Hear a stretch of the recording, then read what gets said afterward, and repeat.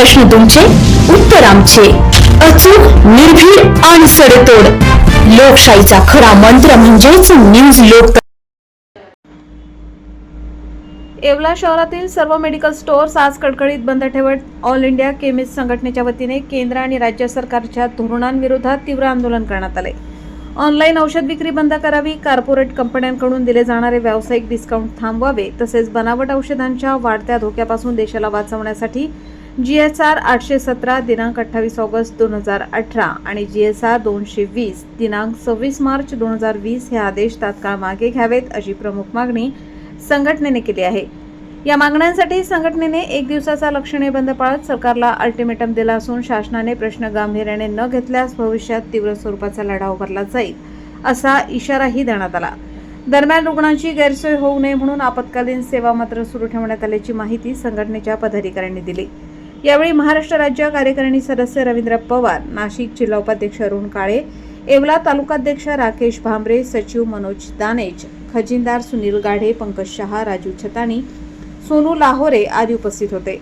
News लोकतंत्र 18 bureau, Yeola.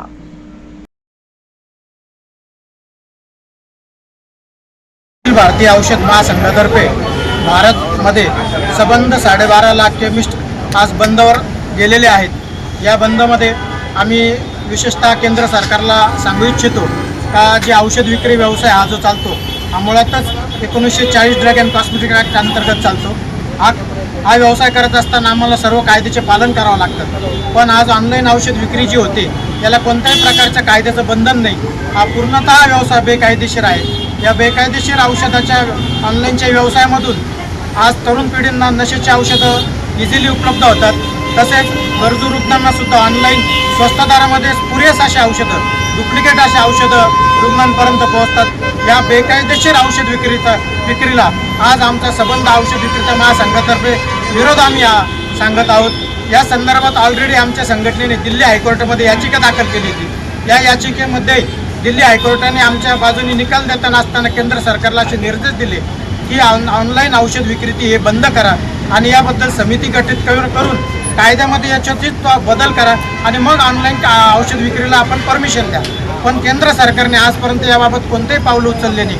वेळोवेळी आमच्या संघटनेने या संदर्भात केंद्र सरकारशी पत्रव्यवहार केला, निवेदनं दिली, पण केंद्र सरकारने कोणत्याही प्रकारचा यावर निर्णय न घेतल्यामुळे आज अखेरीस आम्हाला जर नाईलाजास्तव आज संपाचं हत्यार पुकारावं लागलं व आज एक दिवस बंद आम्ही पुकारलेला आहोत.